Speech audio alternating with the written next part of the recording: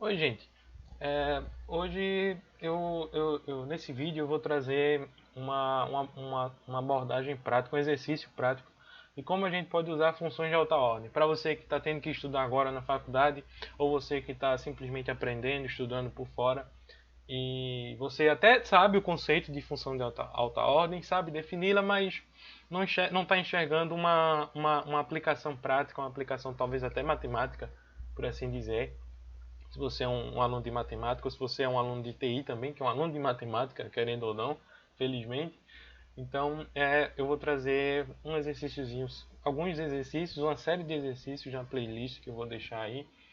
E eu espero que seja útil para que você possa entender e saber a importância de funções de alta ordem. Não é algo muito utilizado, mas é uma ferramenta poderosa.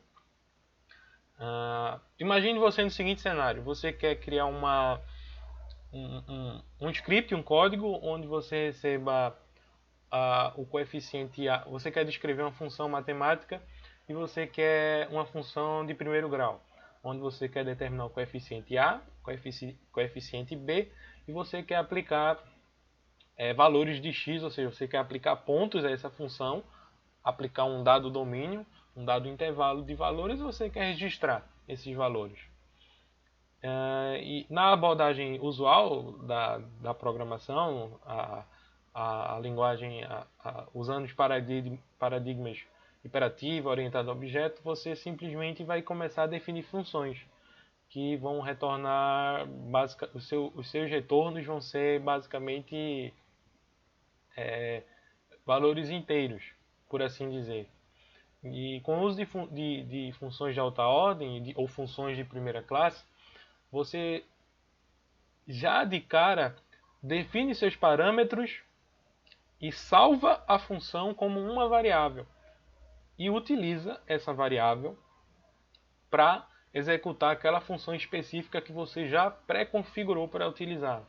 Você não mais chama um método que vai ter que construir toda a sua função para depois executar o cálculo final que você quer. Com a função de alta ordem, por exemplo, eu já defino toda a minha função, ou seja, eu defino todo o escopo dela, parametrizo ela inteira, ou seja, defino os coeficientes A, coeficiente B. Se for alguma função mais complexa, uma função que tenha outras funções, eu já começo a definir tudo isso e eu salvo tudo isso em uma única variável. E por fim, eu só utilizo ela já na prática. É como se fosse um trecho de código que eu tenho em alto nível, tá? Numa abstração muito grande aqui, não se equipara, mas é como se eu tivesse um código já feito com tudo configurado e que atendesse a uma função específica que eu quero.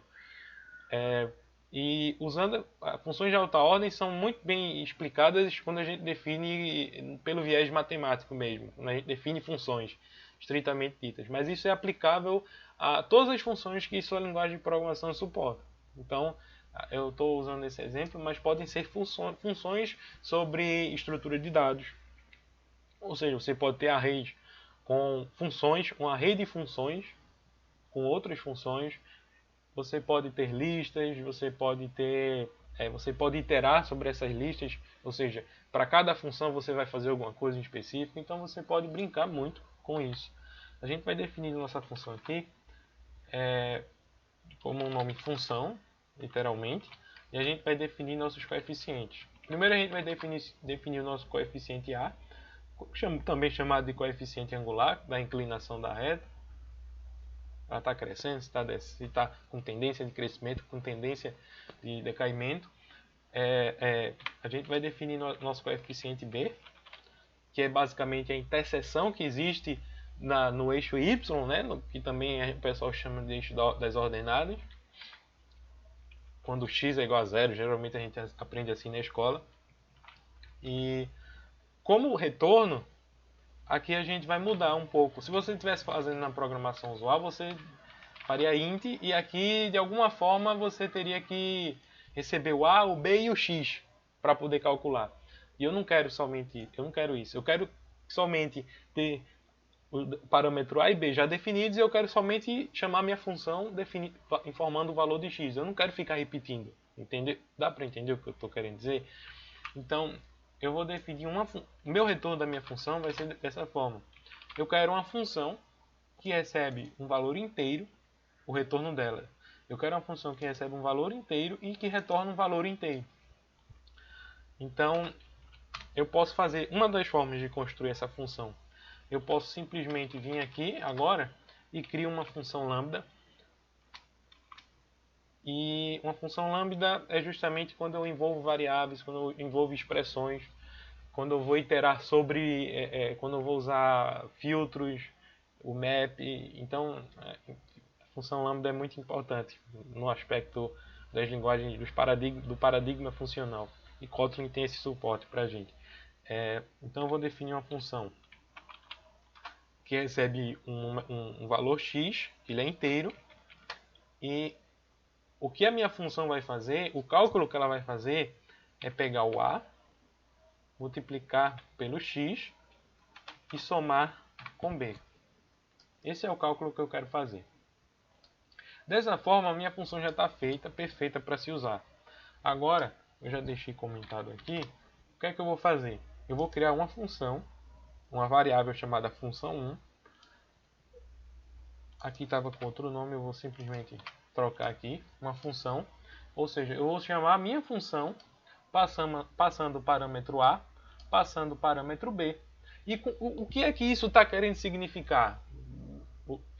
Com base sabendo que é uma função de alta ordem, que é uma função de primeira classe. É uma função que está trabalhando com funções. O que é que está acontecendo? Eu estou simplesmente definindo isso. Pega a minha função, a função, digamos assim, genérica, e simplesmente substitui os valores.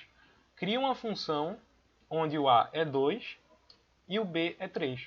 Ou seja, a minha variável função 1 tem isso assim, em alto nível, uma abstração maior, tem isso armazenado. Agora, eu não preciso mais, com a função 1 definida, eu não preciso mais chamar a função e definir o valor de A ou o valor de B. Eu simplesmente posso passar o valor de x. Ou seja, quando eu chamo função 1 de 2, ou seja, informando o 2 como argumento, o que é que eu estou querendo dizer? Olha, para aquela minha função, se o x for igual a 2, qual é o resultado? Ele vai simplesmente pegar 2 vezes 2, que é o valor que eu quero, somar com 3 vai dar 7. Executando esse código, a gente acaba tendo o nosso valorzinho de 7. Bem bonitinho, espero que ele apareça. Bem bonitinho, apareceu, bem bonito. Uma outra forma de escrever essa função aqui, que é já uma das, digamos, vantagens, porque o seu código acaba ficando mais enxuto, mais curto, mais fácil de se entender, como na matemática a gente escreve, é escrever nossa função dessa forma.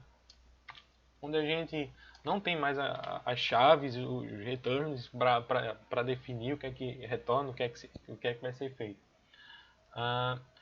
Lembra um pouco o arrow function, mas não é essencialmente dessa forma. É um pouco mais simples do que a gente tem no JavaScript. E se eu executar, ela também executa da mesma forma.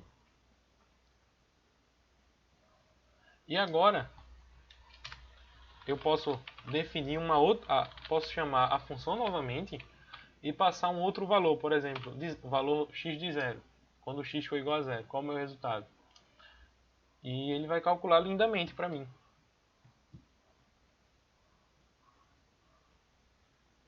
7 e 3, é porque aqui eu não coloquei o ln, que é para ele dar o espaço. Faltou aqui também. Dá o stop, dá o play. Então eu posso criar também uma outra variável, função 2, onde eu mudo meus parâmetros. Ou seja, eu quero que o A seja menos 2 e o meu B seja 100, por exemplo. E se eu chamar essa função de novo, essa minha função 2, essa nova variável com uma função com novos parâmetros, e passar um outro valor, a gente vai receber o novo resultado. Ou seja, eu não precisei criar uma função que fica a todo tempo, a todo instante, atribuindo o valor de A ao valor de B. Então ele calculou aqui para mim. Tá? Eu espero que você tenha entendido. e eu vejo você no próximo vídeo. A gente vai pegar mais alguns exercícios para trabalhar sobre.